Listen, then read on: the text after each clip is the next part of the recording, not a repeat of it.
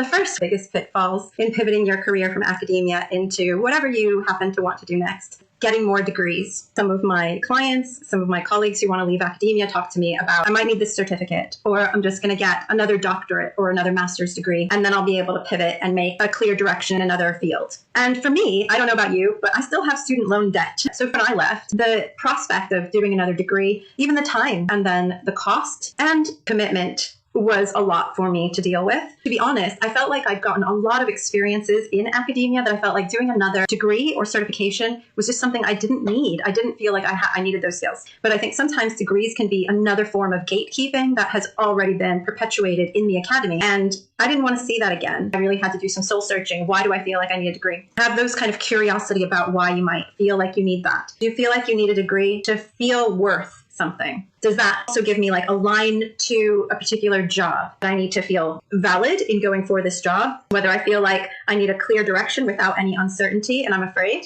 It's about those kinds of conversations with yourself, I think, because that will stop you from going ahead. If you're having that kind of mentality, there are other mental blocks that you're going to be experiencing along the way, and you don't want to go into a new industry with regret. Also, I think the kind of capitalistic idea that you go and you get degrees and you can enter the industry at a higher level. But there are a lot of people who don't do that, and they make money in very different ways without all those degrees. So again, just have a conversation with yourself. Number two, biggest pitfalls in pivoting your career from academia into whatever you happen to want to do next. Starting a side business. There are valuable things to starting a side business. Allows you to try out something. Do I even like doing this? I think at some point you need to make a choice. You need to make a commitment and a decision in one way. The decision is a really powerful place to be in, because I've heard from so many people saying, I felt like I was on autopilot within the academic system. It's really important if you can take a moment to really decide what place you want to go in. And making a choice is a yes. I choose this. I say yes to this, rather than falling into things where you've not really chosen for yourself. If you're not feeling that joy, if it's not working for you and you're not happy, then why are you continuing to stay? At that point, make an enthusiastic yes choice towards a side business if you find something that you really enjoy. However, there's a lot of work that goes into it that if you're starting a side business thinking, just shift into that at some future point,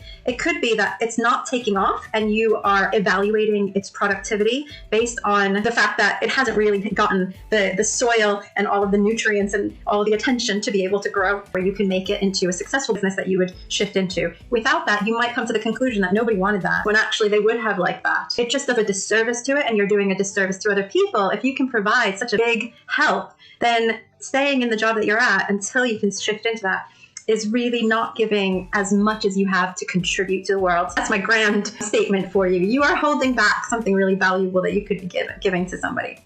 Number three, biggest pitfalls in pivoting your career from academia into whatever you happen to want to do next. Waiting. So people say, well, I'm just going to wait till I get tenure for promotion, till I have enough money. If you're just waiting without, again, a plan to how you're going to leave and whether waiting and having that tenure is actually worthwhile for the next business venture that you have, then why are you waiting? Waiting might be because you're afraid of uncertainty. Staying in a place where you're like, this is a stable job, there's flexibility, I have good pay. That's just being afraid of the unknown. Is it really stable? Is it really flexible? Or is that just you get to work your 80 hours whenever you'd like to work them? I think you really need to have a conversation. What is stopping me? Because it might be true. It might be that you do have to wait, and you might have a plan. Okay, I need this much money to be able to leave academia so that I can support myself. And I'm going to put away, $100 a month or £100 a month. And that'll get me to a stage in 12 months time. But I want you to stop and reverse engineer where you want to be in a year's time so that you are making a conscious choice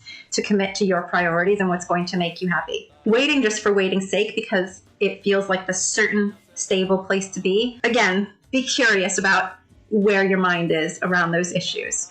Next thing is translating your skills. What I see people do most often, and I did, was translate my skills for every job that I saw. Your LinkedIn profile tells the story of one thing that you offer. And that's one thing that, of course, I learned in starting my own business, because once I learned about market research and about branding and about giving a clear message to your ideal client, that actually opened the door to then start to see these links of like, oh, I see what these all mean. You're selling an idea that you're the person that's going to deliver that, and only you, because you might have skills that are very similar to somebody else. But what do you have that's unique? I want to bring that to the table as a strength, because a lot of times in academia, we are gaslit to be told that what our values are our limitations, when a lot of industry would see those things as assets. Have a board meeting with yourself, go back to what are the things that I really care about, what brought me into my job, and what can I re-own, and take back control and say, no, that was a strength. I don't want to see you just translating your skills with the same language as everybody else. I want to see a little bit of authentic you.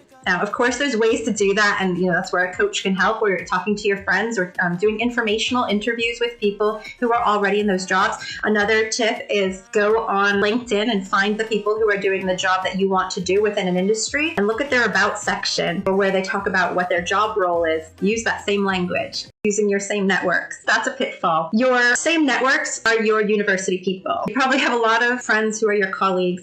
They are going to warn you, people starting their own business. I don't know how many horror stories I heard before I started mine. Of course, they're not doing it maliciously. They really care about you. But the thing is that they're not going to understand your pivot. You are the one that has the vision towards this future. You need to own it. They're not on that path. They're watching from the sidelines. You are marching ahead on your path, that you have a vision in front of you of what you want. You want joy, creativity, community, and a collective way of working instead of this competitive way of working that you've maybe had in academia. The people that are still in academia, of course, aren't on that path. They can't imagine what you're imagining in front of you. Maybe you're imagining something completely new, creating your own business, or you want to find an industry that other people haven't really heard of. Because other people can't imagine that. You're creating something new. You need to go ahead and imagine it and know that it's there and that you're able to create it. You have motivation, expertise, experience galore, all the degrees. I know you do. Have faith you know where it's going and don't listen to people on the sidelines. And in some ways, you need to build your own new network, people who are on that same journey. When you create your new network, you are creating a new identity. Have the network that all recognize that that's who you are.